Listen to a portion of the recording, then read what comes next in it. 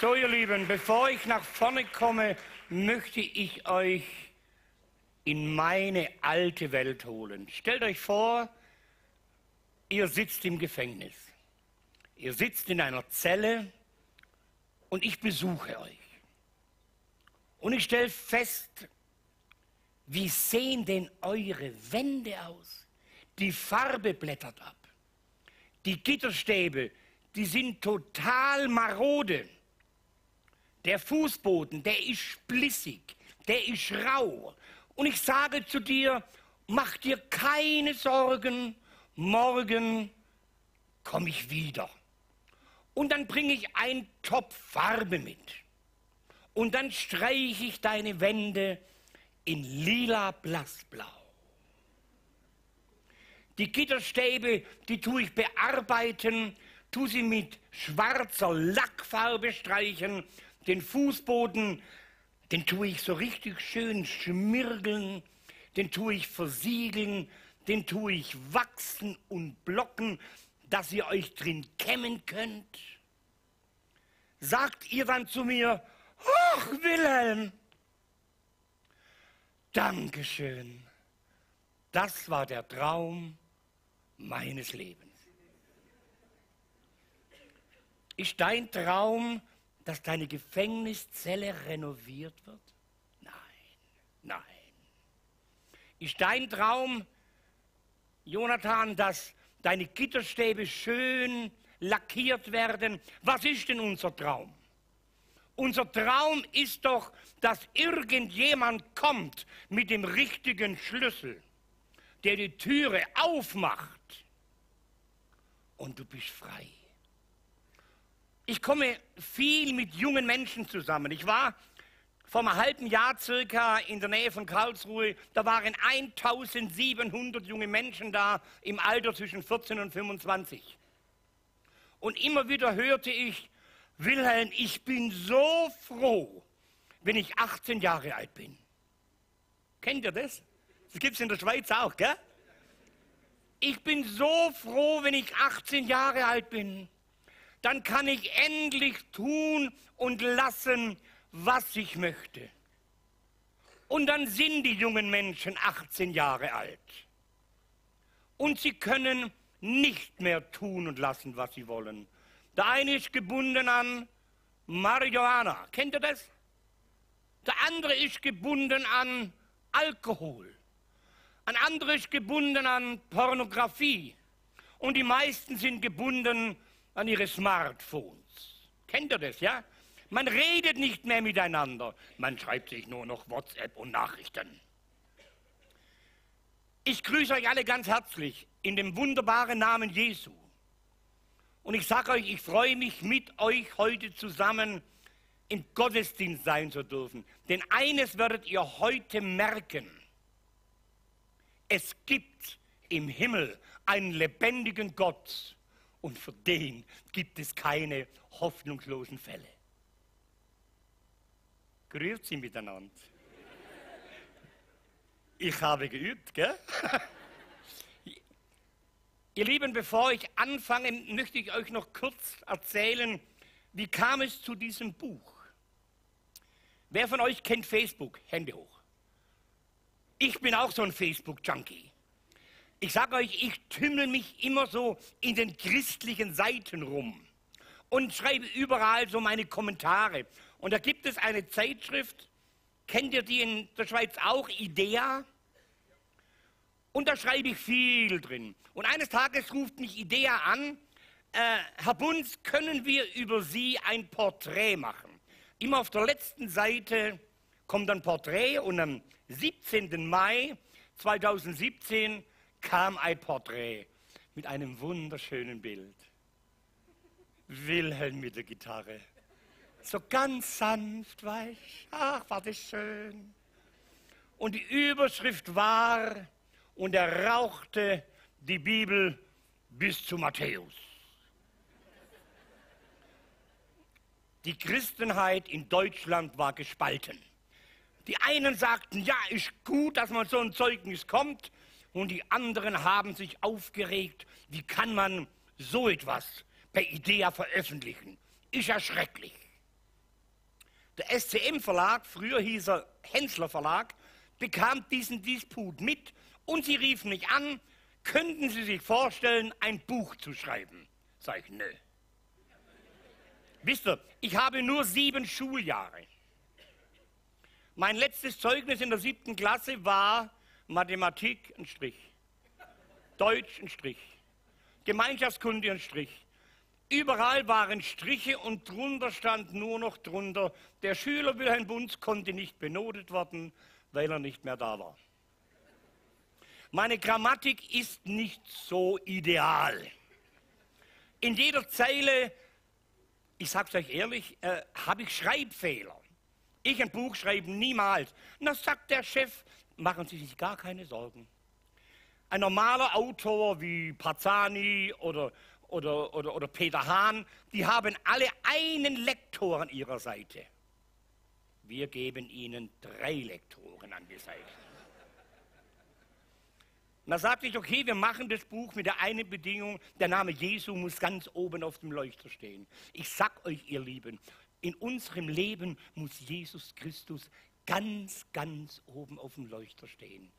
Dann geht's nach vorwärts. Vorhin habe ich zum Jonathan gesagt, vorwärts will ich gehen, meine Reise geht zum Himmel. Wollen wir zusammen vorwärts gehen? Vorwärts wollen wir gehen, jawohl. Jetzt habe ich gedacht, na gut, na verkaufen Sie 1000 Bücher oder 1500 und dann ist das Thema ausgelutscht. Jetzt sind wir bei der 7. Auflage inzwischen. Und ich sage euch, ihr Lieben, das Buch ist ein Schlüssel für Menschen, dass die Herzen aufgehen. Und soll ich euch was sagen? Ich habe heute einen Vorschlaghammer dabei. Und ich donnere mal gegen eure Mauer, die im Herzen vielleicht aufgerichtet ist. Ich will euch mit einem Bibelwort begrüßen.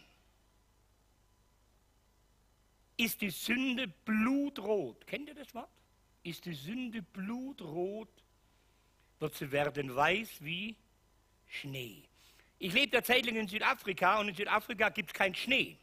Jetzt haben die das anders übersetzt. Da heißt es, und ist die Sünde blutrot, wird sie werden wie das Weiß des Innere einer Kokosnuss. Schön, gell? Schön beschrieben. Ihr Lieben, ich bin in Ulm geboren. Ulm ist eine Stadt im Schwäbischen. Ich habe noch 2 ältere Schwestern und als meine Mutter merkte, sie ist schwanger, sagt sie, nein, stopp. Ich will dieses Kind nicht haben. Ihr könnt machen mit diesem Kind, was ihr wollt. Ich werde es nicht füttern, ich werde es nicht wickeln, ich werde es nicht baden. Ich mache nichts mit diesem Kind. Meine Mutter macht es wahr. Sie hat mich nicht gefüttert, sie hat mich nicht gewickelt.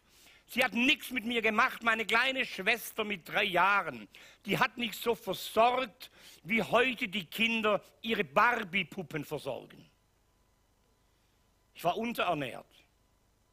Ich hatte überall Ausschlag am Körper, weil ich nicht richtig gereinigt wurde. Ich muss furchtbar geschrien haben und das Geschrei wurde meiner Mutter zu viel und sie nahm mich unter den Arm, lief weit raus auf ein großes Feld und rings um das Feld sind doch so Gräben, gell? Und sie legte mich in einen Graben rein und dann ging sie weiter.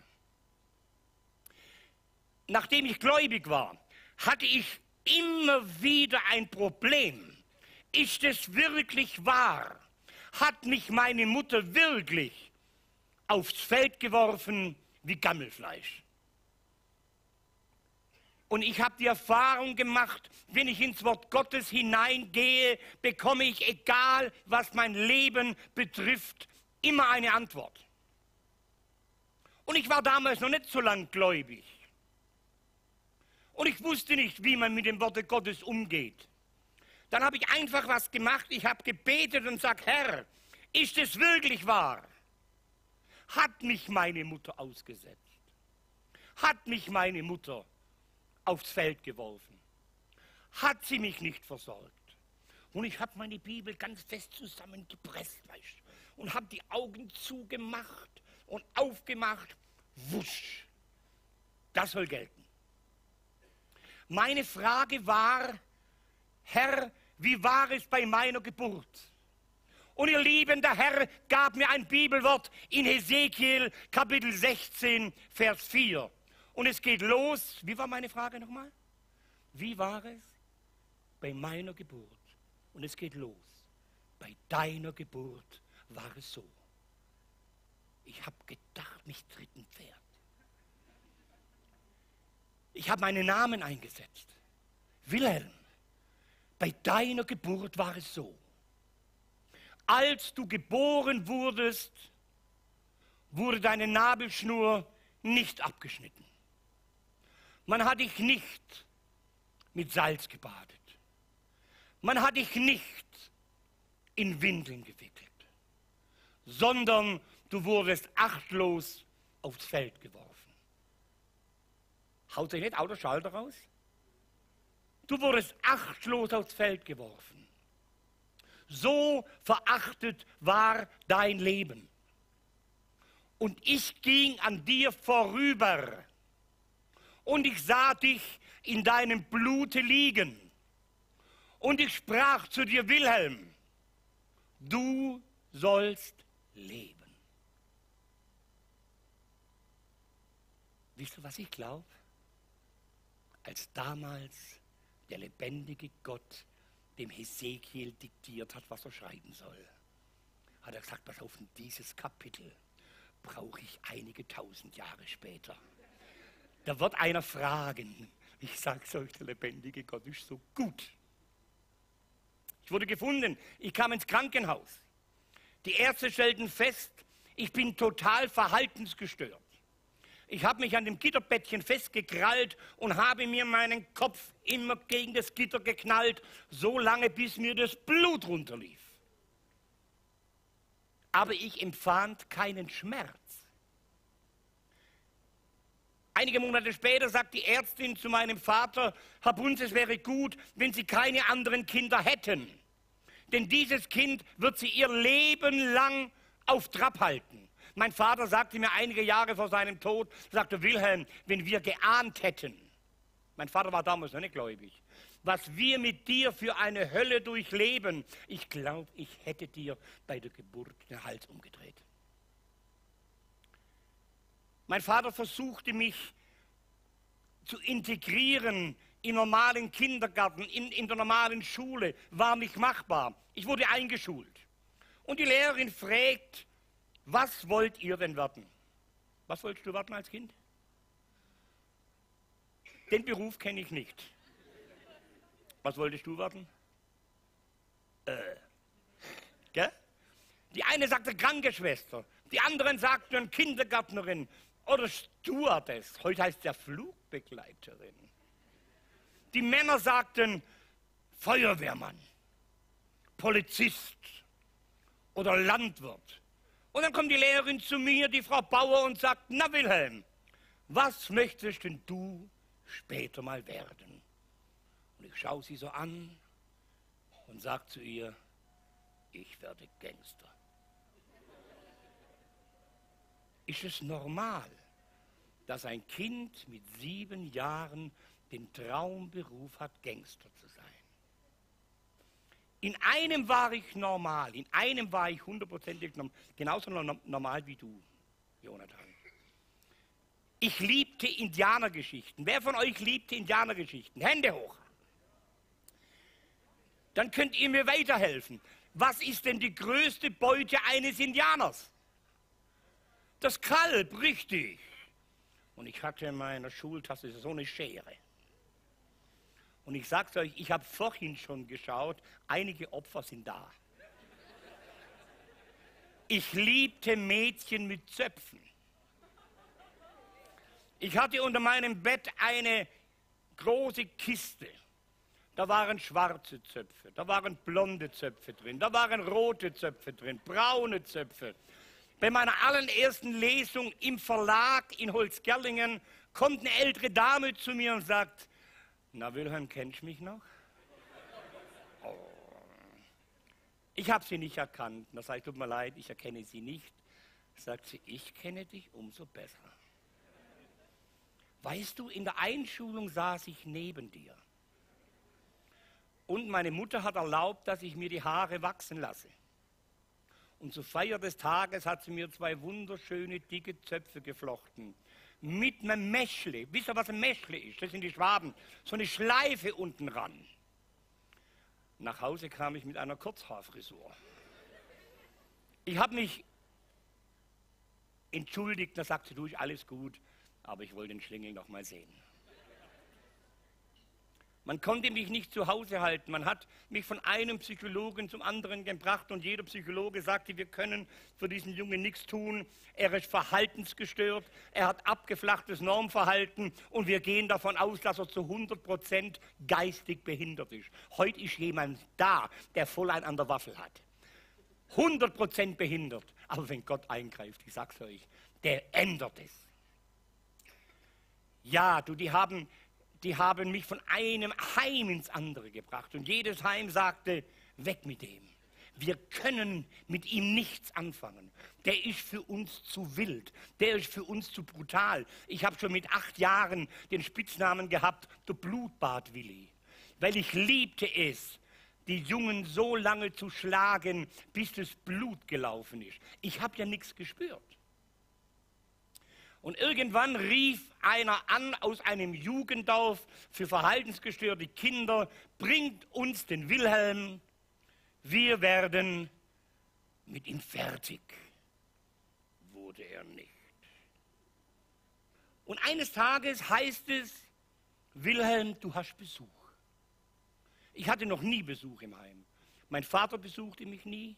Meine Stiefmutter besuchte mich nie, meine Geschwister besuchten mich nie. Wenn ich Besuch hatte, dann hatte ich einen Besuch von einem Psychologen, von einem Psychiater oder irgend so einer Tussi vom Jugendamt.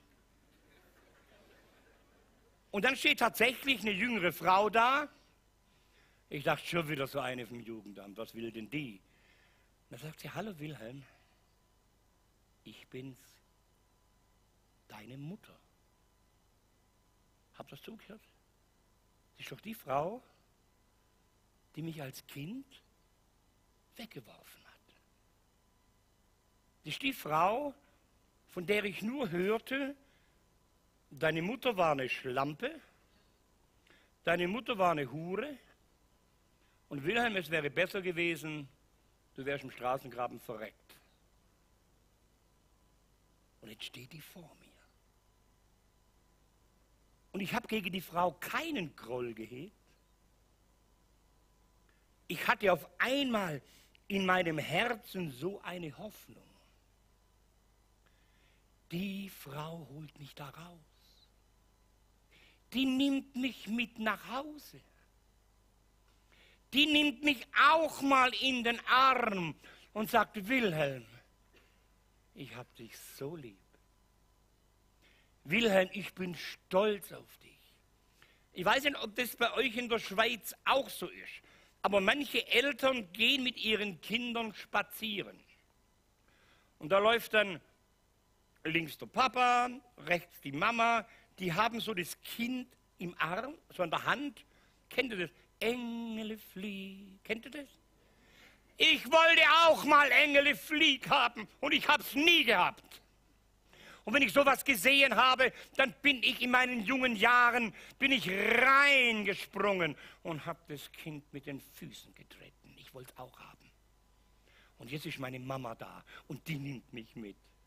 Ich bin in mein Zimmer, habe meine kleinen Habseligkeiten gepackt und als ich mit der Tasche in den Besucherraum komme, sagte so, Wilhelm, jetzt gehe ich wieder. Und ich habe sie nie wieder gesehen. Ich habe sie nie wieder gesehen. Es bewegt mich gerade, Entschuldigung. Und ich sage euch,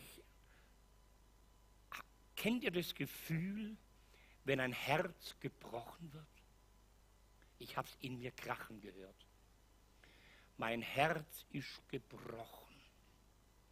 Und dann habe ich etwas gemacht.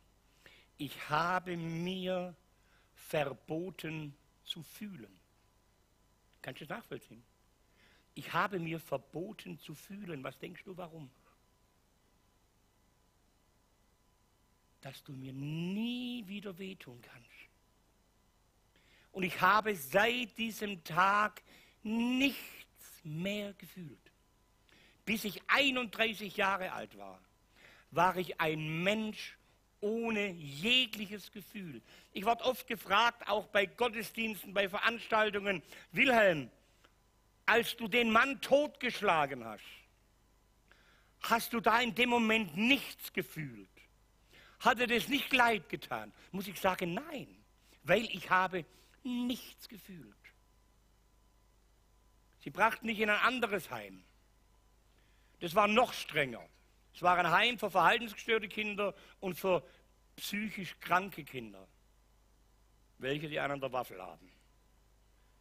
Und ich wusste, da komme ich so nicht mehr raus. Der Plan war, der Wilhelm bleibt in diesem Heim, bis er 21 ist, und danach kommt er in ein anderes geschlossenes Heim und da wird er bleiben bis zu seinem Lebensende. Das war die Prognose für mein Leben, gell? Aber Jesus hat anders gedacht. Und dann heißt eines Tages, wir machen mal so eine kleine Spritztour nach Österreich. Wir wollen mal gucken, wir zelten, so ein Baggersee, weißt du? So ein Campingplatz. Feuer, Würstchen braten, weißt du? Mal gucken, wie die Jungs so sich anstellen. Es dürfen alle mitgehen, außer der Wilhelm. Es sei denn, er ist in der Lage, sich einige Zeit normal zu benehmen. Jetzt stellt euch das mal vor. Ich wusste nicht einmal, wie man das Wort normal buchstabiert. Ich darf keinen Zopf mehr abschneiden. Ich darf keine Schlägerei mehr haben. Ich muss höflich sein, freundlich sein. Und ich muss zur Schule gehen. Aber ich wusste, ich muss was machen, ich komme da nicht raus. Und bei der nächsten Besprechung sagt der Erzieher: Wilhelm, ich habe gesehen, du hast dich bemüht. Du hast tatsächlich keinen Zopf abgeschnitten. Du hattest kaum eine Schlägerei. Du warst auch einigermaßen höflich und freundlich. Und du hast dich auch ab und zu mal in der Schule sehen lassen. Wir nehmen dich mit. Und ich dachte mir, du bist so blöd. Wenn du mich jetzt mitnimmst, siehst du mich nie wieder. Soll ich ja was sagen? Er hat mich nie wieder gesehen. Wir sind nach Österreich gefahren, wir haben Camping aufgebaut, wir haben Würstchen gebraten, geschwommen, ein Freund wollte auch mitfliehen. Kennt ihr eigentlich das Gefühl des Schlüsselverlegens? Kennt ihr das? Das ist blöd, oder? Ich habe meinen Schlüssel vor kurzem im Kühlschrank gefunden. Also, mein Erzieher hatte das gleiche Problem. Und deswegen hat er gedacht, er ist besonders clever und lässt den Schlüssel im Zündschloss seines Autos stecken. Ich sehe das. Sagt zu Max, kannst du Auto fahren? Sagt er, nö. Willi, du? Sag ich, nee, aber ich habe gesehen, wie mein Vater das macht. Wir sind nachts nur durch einige Wohnwegen, haben noch Geld geklaut und dann haben wir den Wagen rausgeschoben aus dem Campingplatz und dann irgendwie habe ich den Wagen zum Laufen gebracht und dann fuhr ich, weißt, von links nach rechts. Ich fühlte mich wie der Kapitän der Landstraße. Und mein Freund sagt, oh Willi, da vorne kommt Blaulicht. Weit weg kam Blaulicht. Ich dachte, sie sind wegen uns unterwegs und ich komme in Panik und ich suche die Bremse und ich finde die Bremse nicht. Und anstatt ich vom Gas runtergehe, trabe ich mehr aufs Gas in der Panik. Und der Wagen wird immer schneller. 80, 90, 100. Blaulicht kommt immer näher. Ich werde immer schneller, immer schneller. Und der Polizeiwagen biegt in die Vorfahrtsstraße ein und ich knall den Polizeiwagen frontal in die Seite. Der Fahrer war sofort tot. Der andere saß bis zu seinem Lebensende im Rollstuhl. Ich hatte keinen Kratzer. Nichts. Aber wo wollen Kinder hingehen? Gut, ich war damals so 16, 17. Wo wollen Kinder hingehen? Wir wurden geschnappt und dann brachten sie uns in ein Haus und da fiel mir mein Vater ein. Habt ihr schon mal so ein Haus gesehen? So 8 bis 10 Meter hohe Mauern, kennt ihr das? Auf der Mauer ist so ein NATO-Draht, heißt heute, glaube ich, gell? In dem Draht ist Stacheldraht und da sind so kleine Blättchen eingelötet. Und wenn du fliehen willst und du greifst da rein, dann hackst du dir selber die Finger ab. Und da fiel mir mein Vater ein. Wisst ihr, mein Vater hat sich bekehrt. Ihr wisst, was Bekehrung bedeutet, gell? Man übergibt Jesus Christus sein Leben. Und mein Vater sagte immer, Wilhelm, an Jesus kommst du nicht vorbei. Du musst dich eines Tages bekehren. Denn wenn du dein Leben nicht änderst, dann wirst du eines Tages im Zuchthaus enden. Wisst ihr, was das Zuchthaus ist? Ich dachte, das ist was Geiles. Ich dachte, Zuchthaus, da werden Hasen gezüchtet. Oder Blumen oder Vögel gezüchtet. Aber als ich da reinfuhr, wusste ich, was mein Papa gemeint hat. Ich wurde damals verurteilt zu 5 Jahren verschärften Kerker. Das heißt, zu den 5 Jahren bekam ich noch einen Fasttag in der Woche, ein hartes Lager in der Woche und einen P-Tag alle 4 Wochen. Ein Fasttag ist, du kriegst eine halbe Scheibe Brot, du kriegst ein Glas Wasser und es muss dir reichen 24 Stunden. Hartes Lager ist, die nehmen dir die Matratze aus der Zelle raus und du musst auf dem blanken, kalten Fußboden schlafen. Eine Nacht. Und der P-Tag, immer an dem Tag, wo du deine Straftat begangen hast. Meine Straftat war am 16.04. Also jeden Monat am 16., also Mai, Juni, Juli und so weiter, kommen 2 Beamte in die Zelle rein und die schlagen dich wie einen Hund mit Gummiknüppeln. Damit du nicht vergisst, warum du im Gefängnis bist. Die haben mir eine Niere zertrümmert damals. Die haben mir einen Wirbel im Rücken zertrümmert. Aber heute bin ich gesund. Ist das nicht schön? Ja, ihr Lieben. Ich wurde abgeschoben nach 2,5 Jahren. Mein Vater war bereit, mich aufzunehmen. Er hat ein Haus gebaut, hatte eine Einliegerwohnung. Obwohl mein Vater gläubig war, sagte er, du darfst gerne unten einziehen, aber bitte zur Familie keinen Kontakt. Wollen wir nicht. Aber wenn du nicht mehr kriminell bist, wenn du einer Arbeit nachgehst, dann kannst du dort wohnen. Ich habe eine Arbeit gesucht und ich ging jeden Tag zur Arbeit. Jonathan, ich war nicht mehr kriminell, ich habe es geschafft. Endlich habe ich es geschafft, nicht mehr kriminell zu sein. Genau 14 Tage. 14 Tage. Was ist passiert? Ich träumte immer wieder von diesem Unfall, wie sich der Polizist das Genick bricht. Und ich erzählte einem Arbeitskollegen, du pass auf, manchmal habe ich so komische Träume und dann kann ich die ganze Nacht nicht mehr schlafen. Sagte, kenne ich, hatte ich auch mal. Sage, was hast du dagegen gemacht? Ja, ich habe so 3, 4, 5 Bier abends getrunken und seitdem schlafe ich gut. Habe ich sofort getestet. Habe ich auch 2, 3, 4, 5 Bier getrunken und ich habe wirklich besser geschlafen, ich wollte richtig gut schlafen. Dann habe ich halt 10, 11, 12, 13, 14 Bier getrunken. Das heißt nichts anderes, ich bin betrunken eingeschlafen, betrunken aufgewacht, habe in der Firma getrunken, habe bei der Arbeit getrunken. Ich war ständig nur noch betrunken, ich wurde entlassen. Mein Vater hat mir die Wohnung gekündigt. Und jetzt habe ich das gemacht, was ich als Kind werden wollte. Was wollte ich werden als Kind? Gangster. Ich habe in Österreich gelernt, wie man Alarmanlagen lahmlegt, wie man Taschendiebstahl macht. Hab keine Angst, passiert nichts. Wie man Taschendiebstahl macht und so weiter. Dann waren die ersten Bankraubs, Juwelierraube und so weiter. Mein Vater war in der Methodistenkirche. Wisst ihr, was das ist, Methodistenkirche? Da war er so Laienprediger. Der hat sonntagsabend so Gottesdienst gehalten. Der hat manches Mal die Bibelstunden gehalten, manches Mal auch Männerkreis gehalten. Mein Vater hat keinem Menschen erzählt, dass er einen Sohn hat, der genauso heißt wie er. Mein Vater heißt auch Wilhelm Bunz. Niemand wusste in Ulm, dass er einen Sohn hat, der Wilhelm Bunz heißt. Und eines Tages kommt in der Südwestpresse ganz groß, gesucht wird Wilhelm Bunz. Wegen verschiedenster Delikte. Und die Methodistenkirche hat sich gewundert. Moment, hat der Wilhelm nicht am Sonntag gepredigt, du sollst nicht stehlen? Und jetzt macht er am Montag einen Bankraub?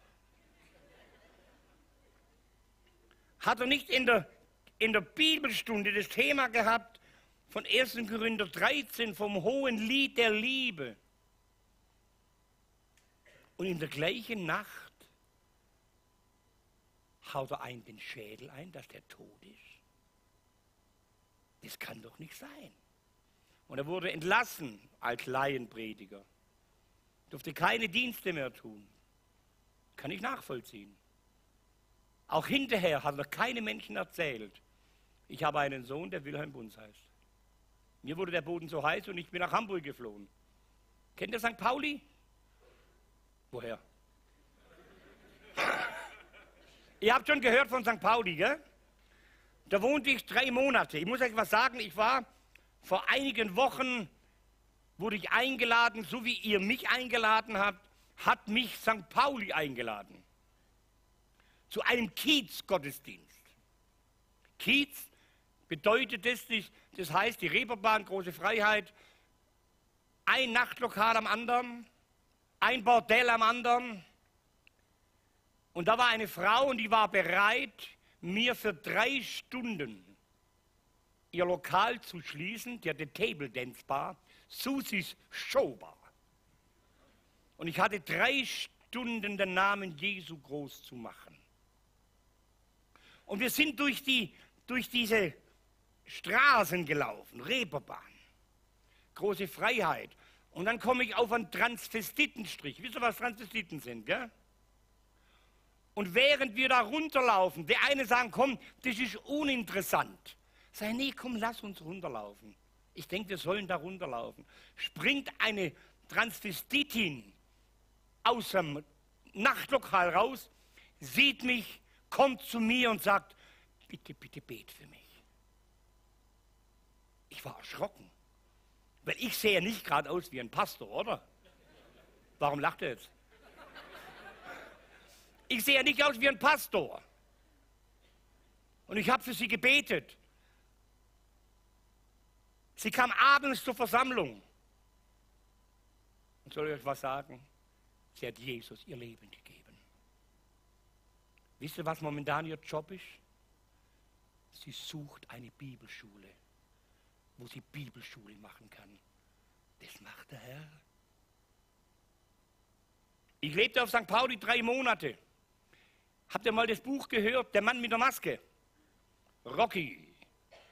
Bei dem lebte ich 3 Monate im Wohnzimmer. Damals war selber noch.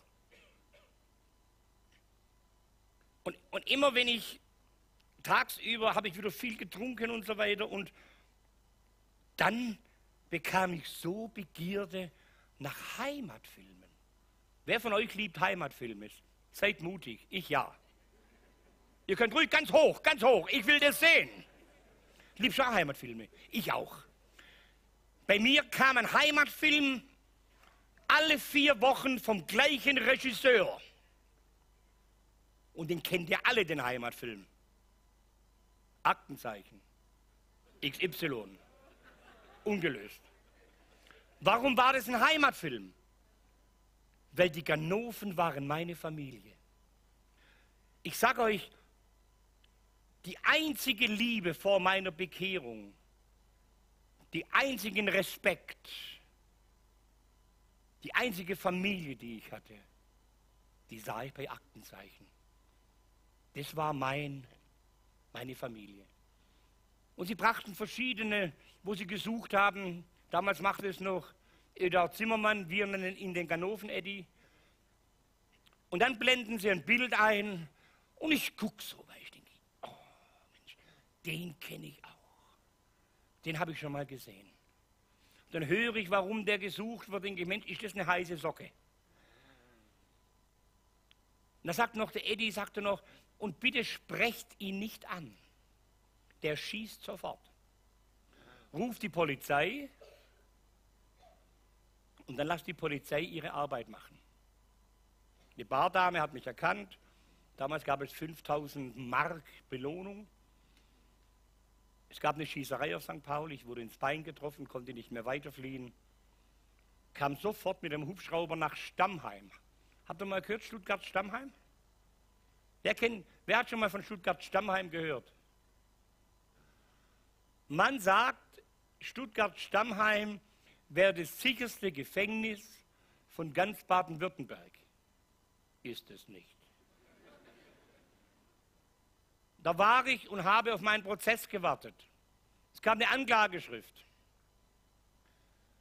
148 verschiedene Delikte wurden mir zur Last gelegt.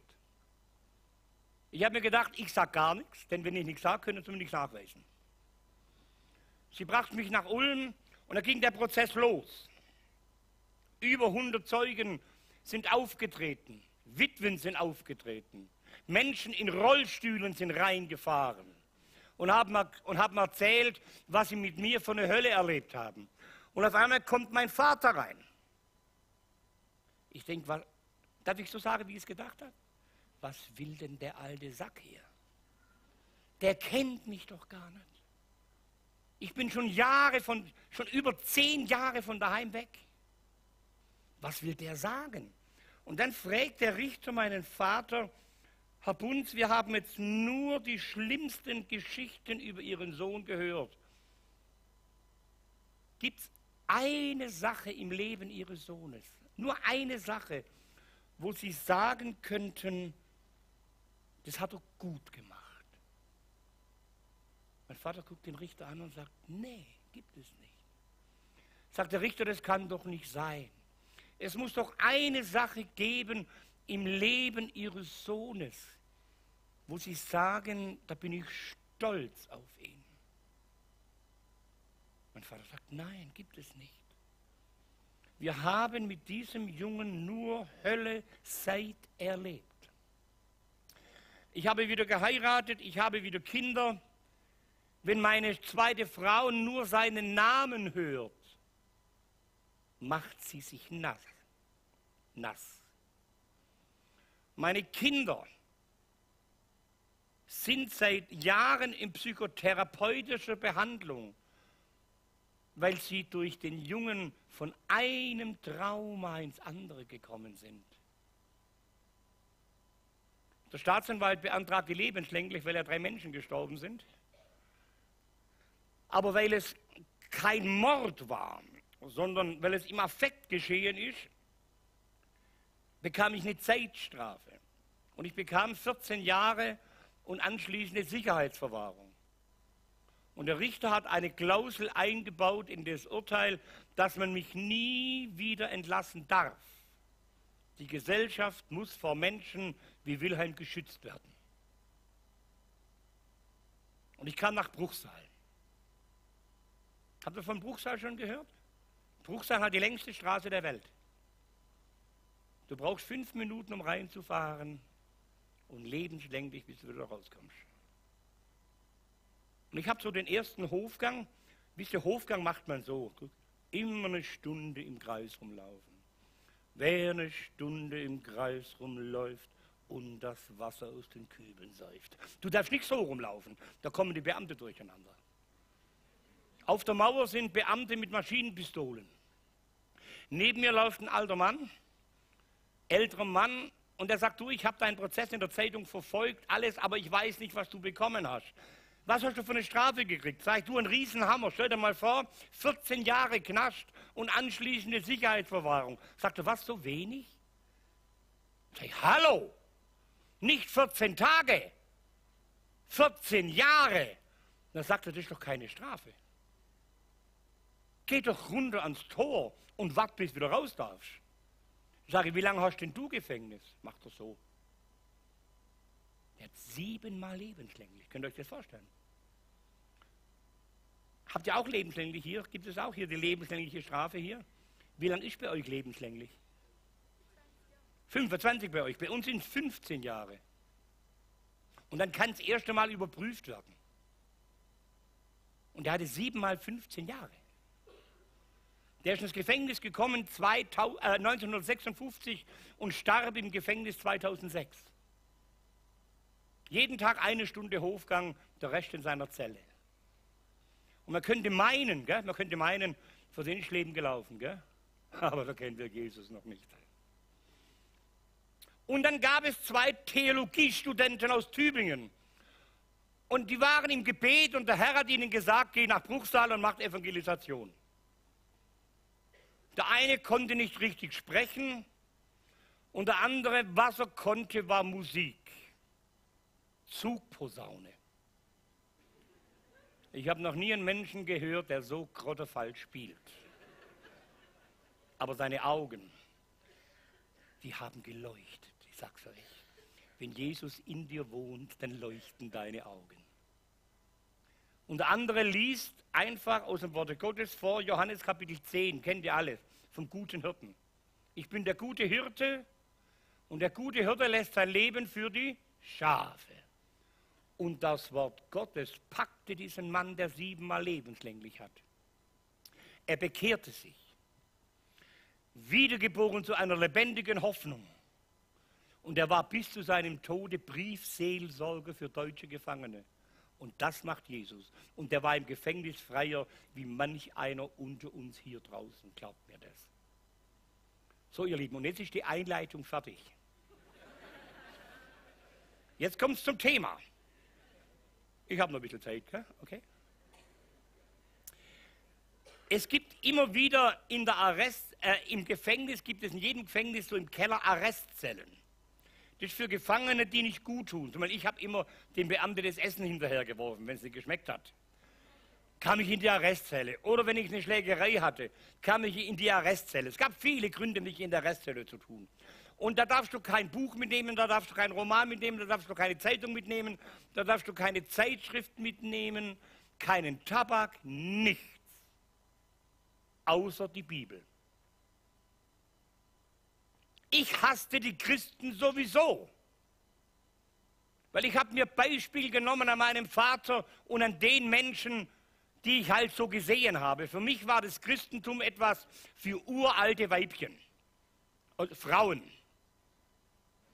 mindestens 80 Jahre alt, schwarz gekleidet, Halleluja-Knötchen, Kopftuch. Schon scheintot, nur noch zu faul zum Umfallen. So habe ich ein Bild gehabt von Christen.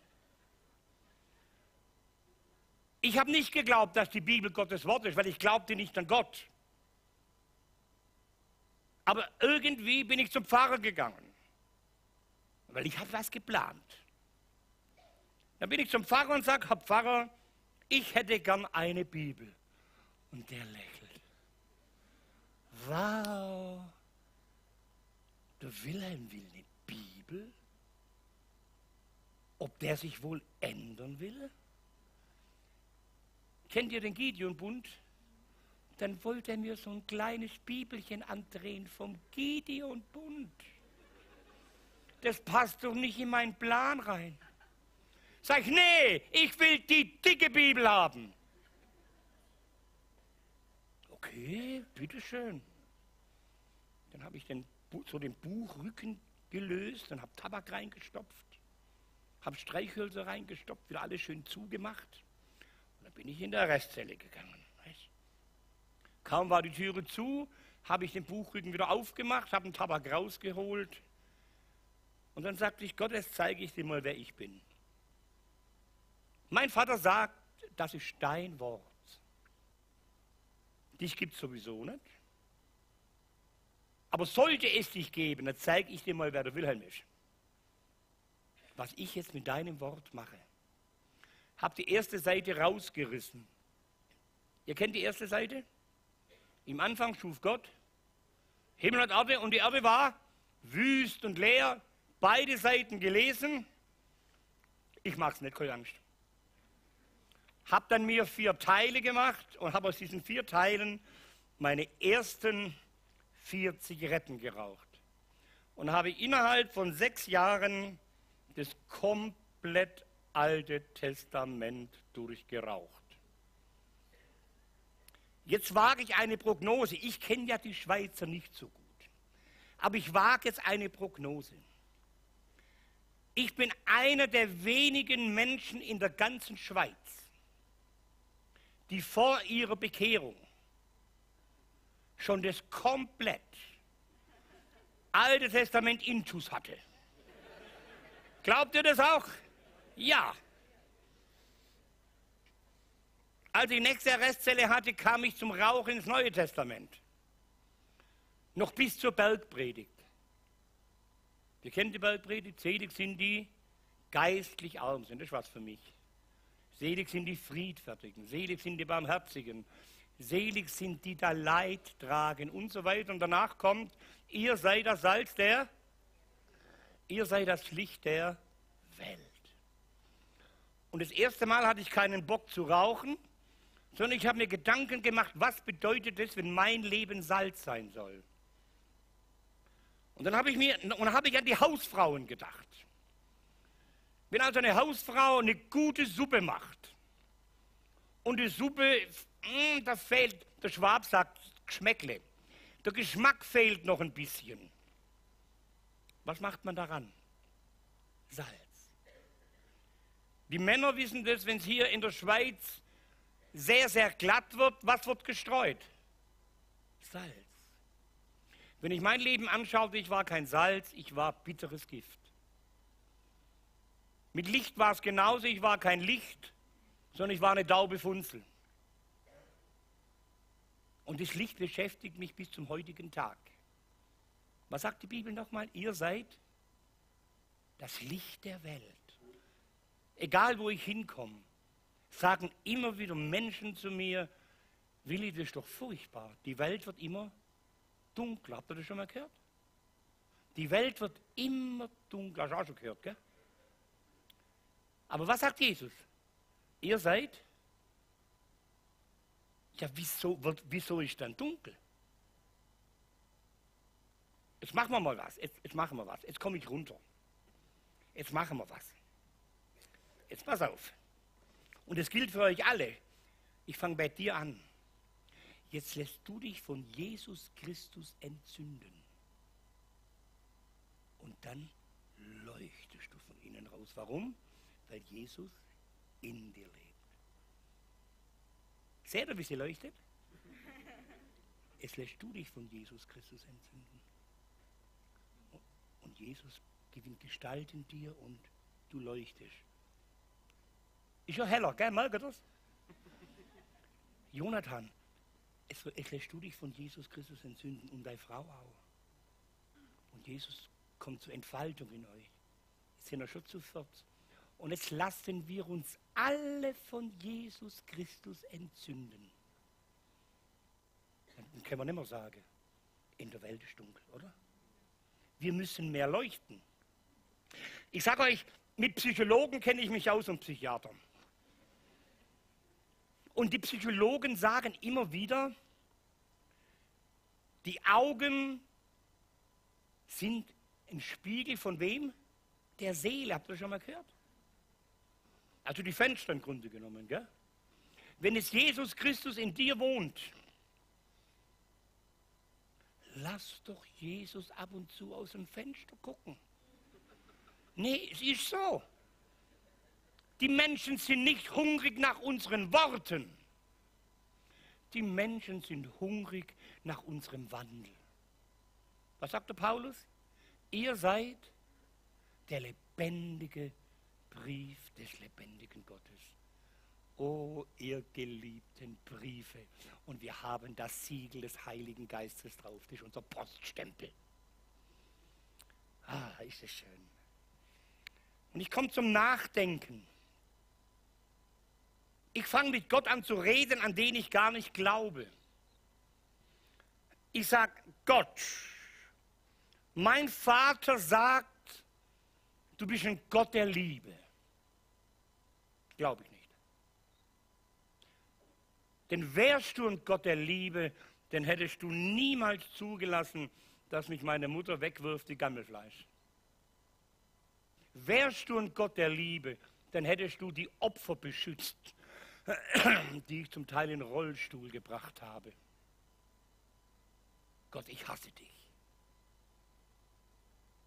Am anderen Tag, mein Vater sagt, du hast einen Plan mit jedem Menschenleben. War dein Plan, dass ich hier im Gefängnis verrecke?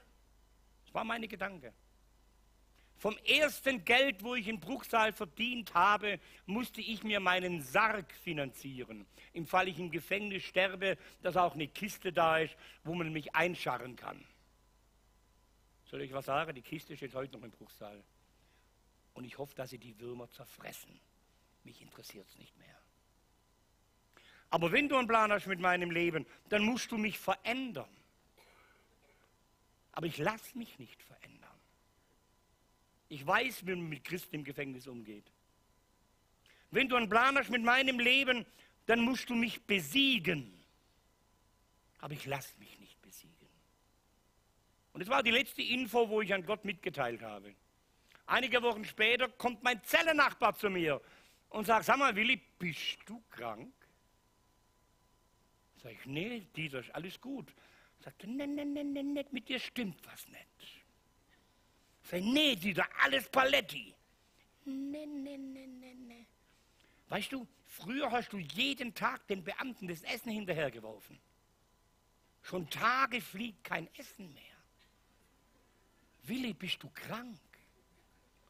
Weißt du, du hattest früher jeden Tag Schlägereien. Schon Wochen keine Schlägerei mehr. Was ist los mit dir? Kann ich dir helfen? Und dann fiel mir ein, was ich mit Gott geredet habe, habe den in meine Zelle gezogen, habe die Türe zugeknallt, sei setzen. Dann habe ich ihm erzählt, du, pass auf, in der letzten Arrestzelle habe ich mit Gott geredet. Sagte, du bist wirklich krank. Und da habe ich, was ich alles mit Gott besprochen hatte, mit Besiegen, mit Verändern. Und mein erstes Zeugnis war, und Dieter, ich glaube. Klingt schon mal ganz gut, gell? Dieter, ich glaube, dass Gott größer ist als ich. Ist immer noch ein schönes Zeugnis, gell? Dieter, ich glaube, dass der lebendige Gott größer ist als ich. Und wenn du einem Gefangenen da draußen was erzählst, dann schlage ich dir den Schädel ein. Das war mein erstes Zeugnis.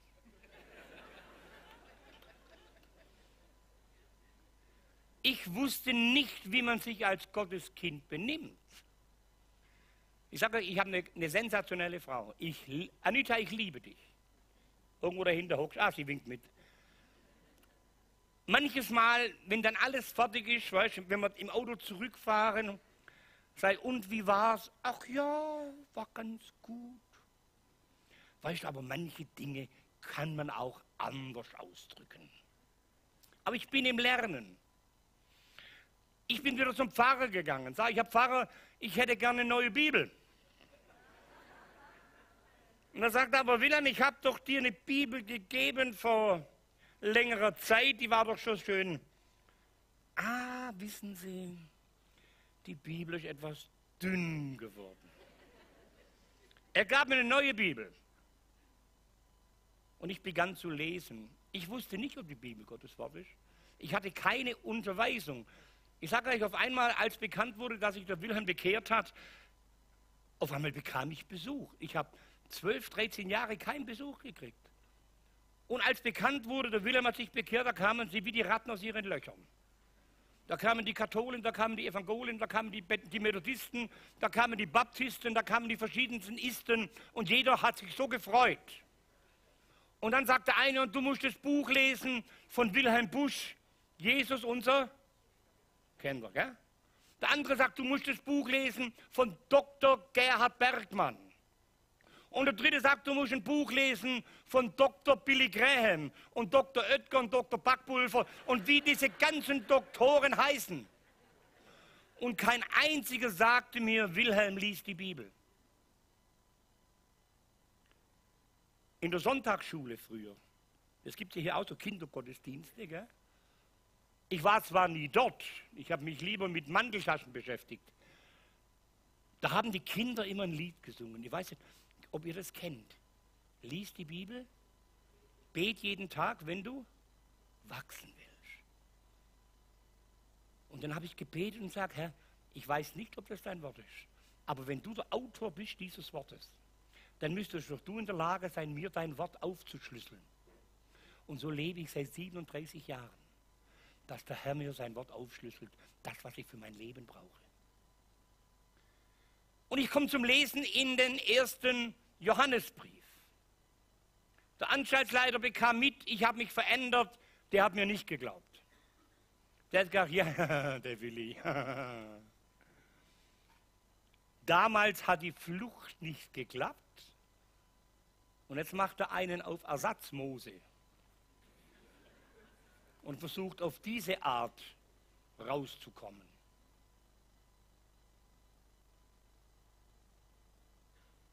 Aber er merkte sich echt und er hat sich eingesetzt bei der Strafvollstreckungskammer, ob man mich nicht bedingt entlassen kann, dass ich die Führungsaufsicht auf lebenslängliche Bewährung kriege. Eines Tages kommt ein Brief. Ich wurde bedingt entlassen am 15.02.85. Und an dem Tag lese ich im Worte Gottes, wenn wir unsere Sünden bekennen, ist er treu und gerecht und er reinigt uns von aller Ungerechtigkeit. Ja gut, Herr Jesus, vergib mir alle meine Sünden, Amen, fertig. Ja Wilhelm, was hast du gemacht? Ach, das meinst du, okay. Ich habe das gemacht, das gemacht, das gemacht, das gemacht, das gemacht, das gemacht, das gemacht. In Jesu Namen, Amen. Ja Wilhelm, was ist mit diesen Dingen, die man dir nicht nachweisen konnte? Über 100 Straftaten konnten die mir gar nicht nachweisen. Und Wilhelm, du bist schuldig. Sag, das kannst du mir nicht erwarten. Ich stehe ein halbes Jahr vor der Entlassung. Wenn ich jetzt die Sünden bekenne, kostet mich das nochmal 15, 20 Jahre. Jonathan, würdest du es bekennen, ganz ehrlich? Menschlich gesehen? Er schüttelt weise sein Haupt. Würdest du es bekennen? Nur menschlich gesehen, ohne Glaube jetzt mal. Der hätte voll an der Klatsche. Ich sagte, nee, mache ich nicht. Die Frauen wissen, wie man einen Hefeteig macht, gell? Das machst du mit dem Hefeteig. Bist du mal von Gott bearbeitet worden, wie die Hausfrau den Hefeteig knetet? Und der Herr hat mich durchgeknetet. Und eines Tages konnte ich nicht mehr. Ich habe mich hingesetzt, sehr geehrter Herr Staatsanwalt, Sie können sich sicherlich noch an mich erinnern, er konnte. Habe ihm geschrieben, dass ich mein Leben Jesus gegeben habe. Ich habe geschrieben, was das Wort Gottes sagt. Und ich habe gesagt, diese ganzen Dinge, wo ihr nicht nachweisen konntet, ich habe es doch gemacht. Mit freundlichen Grüßen, Wilhelm Bunz. Danach bin ich zum Pfarrer gegangen. Der Pfarrer war der Ansprechpartner für mich. Er sagte, und was liest gerade in der Bibel? Ja, 1. Johannesbrief. Oh, das ist ein guter Brief. Welchen Vers machst du denn gerade? Ja, Vers 9. Wenn wir unsere Sünden bekennen, ist er treu und gerecht. Oh, sagt er, das ist so schön, dass wir Gott unsere Sünden bekennen können. Dann sage ich, ich habe einen Staatsanwalt geschrieben. Sagt, was hast du? Sag, ich habe einen Staatsanwalt geschrieben. Sagt, bist du noch ganz dicht? Ich sage, aber da steht's doch. Da steht's doch. Oh, sagte Wilhelm, das ist doch alles nur sinnbildlich gemeint. Du darfst doch nicht die Bibel wörtlich nehmen. Das war ein guter Seelsorger, gell? Ich war aufgebaut. Einige Zeit später kam ein Brief, so dick, Anklageschrift. Für jedes Delikt stand hinten dran die Mindeststrafe, also vom Bankraub 8 Jahre, für Juwelierraub das, für das gibt es 10 Monate oder 3 Monate, dafür 12 Jahre und so weiter. Und ich habe dann einfach nur noch die Zahlen zusammengezählt und kam auf 123 Jahre. Also Strafzusammenzug sind es 15 bis 20 Jahre. Bin zum Pfarrer gegangen und sagte, Wilhelm, lass es, ich habe dich gewarnt. Nimm die Bibel niemals wörtlich. Gehe zurück in meine Zelle, will den Brief zurückstecken und sehe, da ist noch ein weißes Blatt drin. Ich hole das Blatt raus und ich lese, lieber Bruder Bunz, wenn mich im Knast einer Bruder genannt hätte, aber dann hätte es aufs Maul gegeben, ich sag's euch. Lieber Bruder Bunz, ich kann mich noch gut an Sie erinnern. Ich bin auch gläubig. Und alle diese Straftaten, die Sie jetzt bekannt haben, stehen nicht im Verhältnis zu dem, warum Sie jetzt im Bruchsal sitzen. Und wir stellen alle Straftaten ein nach Paragraph 154 StPO und für Ihre Entlassung am 15.02.85 wünsche ich Ihnen Gottes reichen Segen. Und jetzt meine Frage an euch. Dürfen wir die Bibel wörtlich nehmen? Wenn wir unsere Sünden bekennen, ist er treu und gerecht.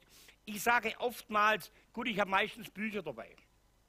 Aber ich sage es auch heute wieder, wenn du zu Hause keine Bibel hast, lass dieses Buch liegen und kauf dir eine Bibel, weil das Buch rettet dich nicht, aber Jesus Christus rettet dich.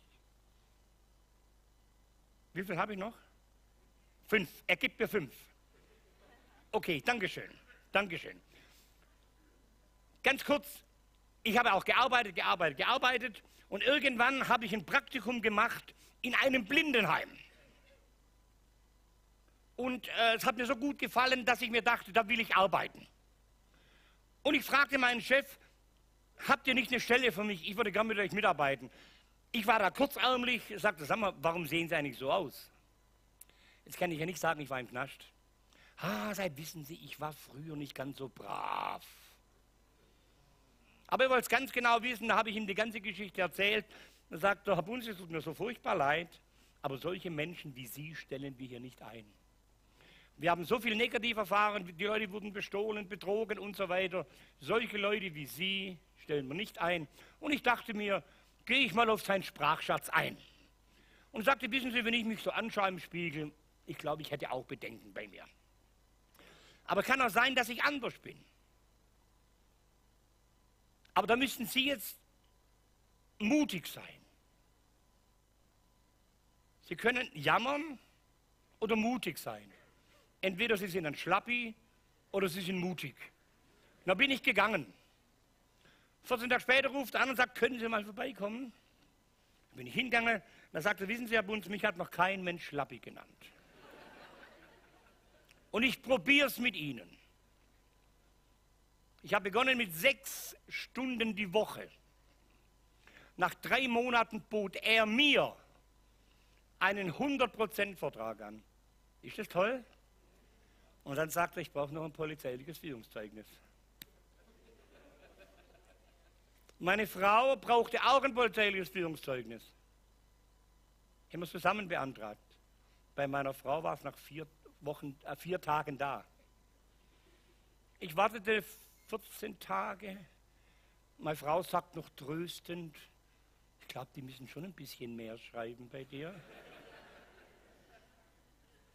Nach weiteren 2 Wochen sage ich zu meiner Frau, du, ich glaube, die schreiben sogar ein Buch. Nach 6 Wochen kam ein Riesenumschlag an. Was denkst du, wie viele Seiten das gehabt hat? Schätz mal. Sei mutig. 80 Seiten. Mensch, ist ja mutig, du. Ich mache den Umschlag auf und ich ziehe raus eine Seite. Und drauf steht keine Eintragung. Ich dachte, Gott hat im Himmel einen Computer. Ich habe gedacht, Mensch, als die in Berlin wieder einen Bund aufgerufen haben, hat er die Löschtaste gedrückt. Aber das wurde gelöscht deswegen, weil ich ja seit 35 Jahren straffrei lebe. Und ich sage euch, ihr Lieben, es lohnt sich, mit Jesus zu gehen. Und heute hast du eines gemerkt. Ich war ein hoffnungsloser Fall. Kein Mensch gab mir eine Chance. Vielleicht geht es dir ähnlich. Vielleicht sagst du auch, ja, du kannst davon viel erzählen, aber du weißt gar nicht, wie hoffnungslos mein Leben ist. Heute hast du die Möglichkeit, dass die Hoffnungslosigkeit aufhört. Wenn du Gott den Rücken gedreht hast, weil du enttäuscht worden bist von irgendjemand, kann ich dir sagen, Christen enttäuschen. Lebt damit. Aber Christus enttäuscht niemals. Komm heute zurück. Oder mach heute einen kompletten Anfang mit Jesus Christus. Ich will es übergeben an unsere Pastoren. Okay? Ich wünsche euch Gottes reichen Segen.